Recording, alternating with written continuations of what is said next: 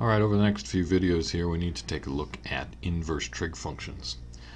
We've been dealing with inverse trig functions since early on in the course. We've said things like, if you know that the sine of theta is 3 over 7, can you figure out what the angle is, right? The picture looks like this. You've got some angle theta, the opposite side is 3, the hypotenuse is 7. What's the angle?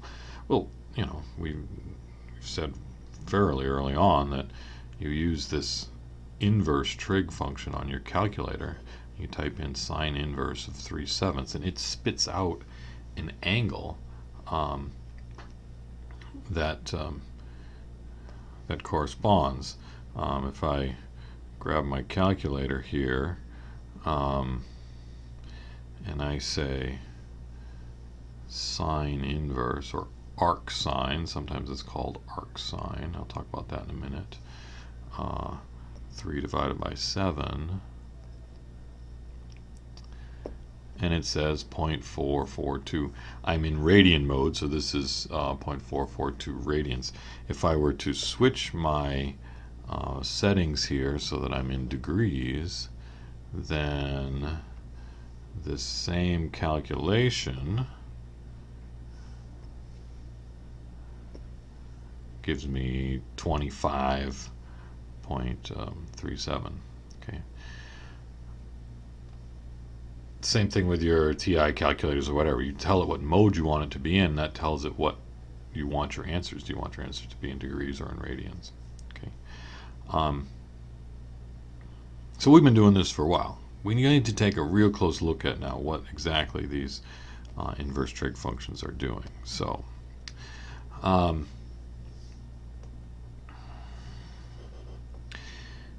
First of all, in general, inverse functions.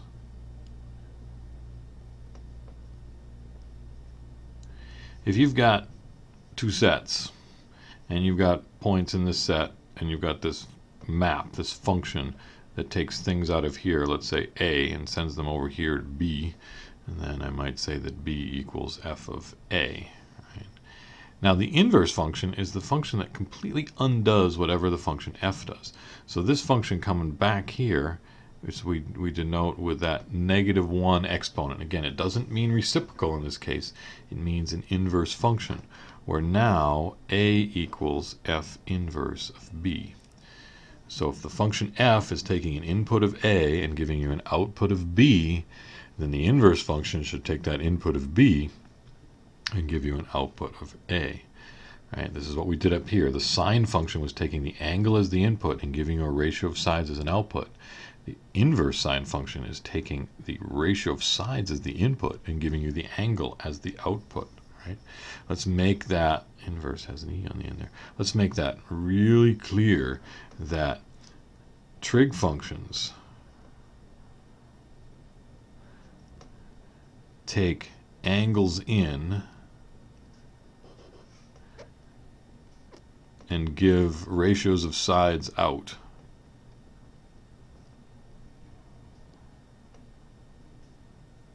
Right, depending on which trig function determines which ratio you get. Inverse trig functions go the other way. Inverse trig takes inverse trig functions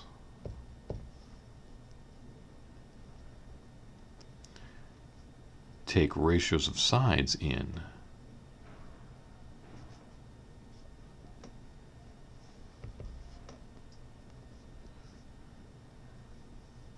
and give angles out.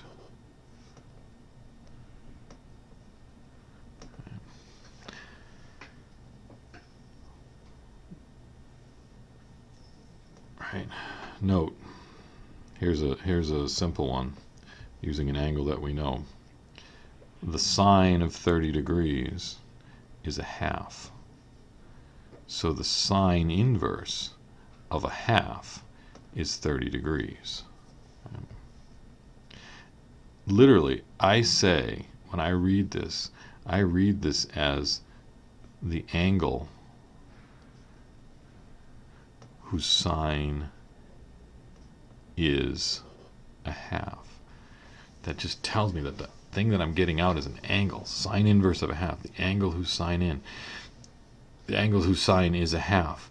I should point out that if you're in the unit circle, if you're looking at the unit circle, remember with radius 1 here, the angle and the arc length were the same. Let's call that an S.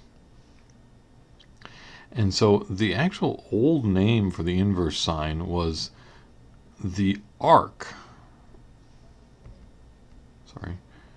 The arc whose sine is a half. And that's why it's sometimes called arc sine. Right? Inverse sine, arc sine doesn't have an E. The angle whose sine is. All right? I like this notation the best. We don't really think in terms of arcs anymore. We think in terms of angles. But still, the notation is out there, arc sine. You may notice that on my my iPad here, my calculator calls it a sine for arc sine, okay, instead of inverse. But anyway, arc sine. Now,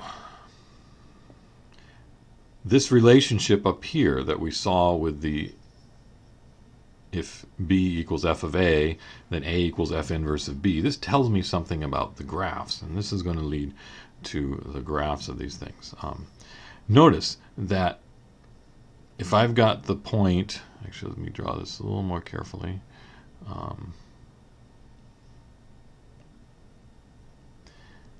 If I've got a point here, AB, that's on the graph of some function, y equals f of x, then there's a corresponding point.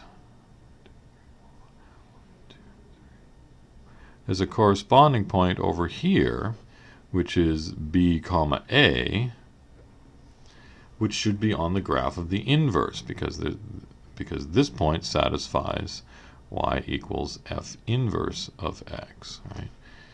If I plug an a in here, I get a b out. That's because that means that point's on the graph. If I plug a b in here, I get an a out, so that this point should be on the graph of the inverse. In fact, for every point on this graph here, you have a corresponding point down there. And trying to draw this reasonably accurately, the graph of the inverse function, I guess I'll draw it in red, should look something like this. The two graphs look very much alike. In fact, one is a mirror image of the other over the line y equals x. Now, I'm hoping you've seen this in a pre-calc class before. You've done some work with inverse functions, just not inverse trig functions. But the relationships here are similar. But thinking of this graphically lets me see when I have inverse functions and when I don't have inverse functions. So the thing is, the graph of the inverse has to be the graph of a function, and functions have to pass must pass the vertical line test, right? Remember the vertical line test? The vertical line test says that each vertical line hits this in at most one spot. It might not hit it anywhere, but if it does hit the graph, it hits it only once. Right? That's what makes it a function. For each x value, there's only one y value that comes out. Okay? Well, if this graph must pass a vertical line test, then this graph over here has to pass a horizontal line test.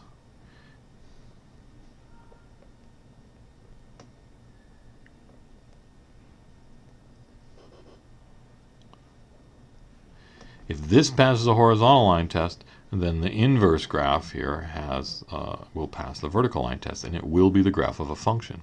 If this one doesn't pass the horizontal line test, then it's not really invertible, and you don't have an inverse function. Okay. So that being said, let's take a look at our trig functions. So let's look at y equals sine x. Graph of sine x looks like this. Does it pass a horizontal line test? Are there any horizontal lines that hit it in more than one place? Well, yeah. I mean, the x-axis hits it infinitely many times. In fact, there's a whole bunch of lines that hit it infinitely many times. So this is not invertible. because it doesn't pass a horizontal line test. How about the cosine?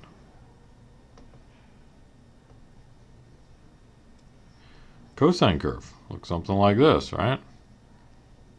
Does that pass a horizontal line test? No. There's all sorts of lines that hit it in multiple spots. Not invertible. In fact, it's really not too hard to see that because the trig functions are all periodic, they keep repeating themselves, right? Here's the tangent, right? It's not invertible. The secant's not invertible. Right? The secant's got these lines here that hit in multiple spots. That's not invertible. The cosecant looks just like the secant, right? None of the trig functions actually are invertible.